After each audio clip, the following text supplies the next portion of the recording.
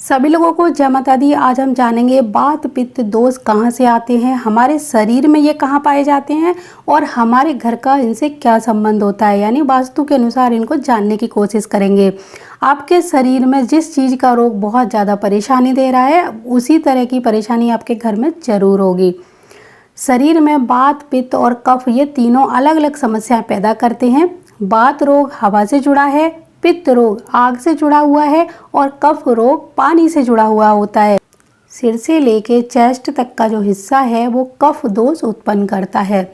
इसी तरह चेस्ट से लेकर कमर तक का जो भाग है वो पित्त दोष उत्पन्न करता है और फिर कमर से लेके पैरों तक का हिस्सा वात दोष उत्पन्न करता है। तो इस तरह आपको समझना चाहिए।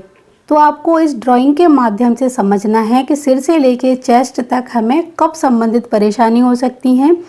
चेस्ट से लेकर कमर तक हमें पित्त दोष संबंधी परेशानियां हो सकती हैं और फिर कमर से लेकर पैरों तक हमें वात संबंधी परेशानियां हो सकती हैं। सेहतमंद शरीर के लिए इन तीनों का बैलेंस रहना बहुत ही ज़्यादा ज़रूरी है। खराब लाइफस्टाइल, बदलता मौसम और प्रदूषण के कारण शरीर में ये त्रिदोष बिगड़ना शुरू हो जाते हैं।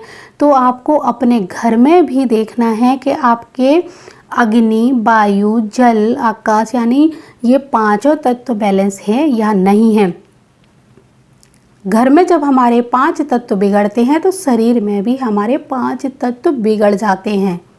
आइए जानते हैं वात पित्त कफ से संबंधित जो बीमारियां हैं वो कौन कौन सी हो सकती हैं। तो वात दोष जो होते हैं इनसे हमें पैरों से संबंधित जैसे घुटनों में दर्द है, हड्डियों में कैविटी होना, शरीर में तेज दर्द होना, पैरों में ऐंठन और कमजोरी होना। पित्त संबंधित जो दोष हैं उनमें एसिडिटी, अल्सर, जॉन्डिस आदि यानी इस तरह की बीमारियां अक्सर आप घर में देखेंगे। ये हमारी पित्त दोष से संबंधित परेशानियां हैं जो आए दिन सब घरों में उत्पन्न होती रहती हैं।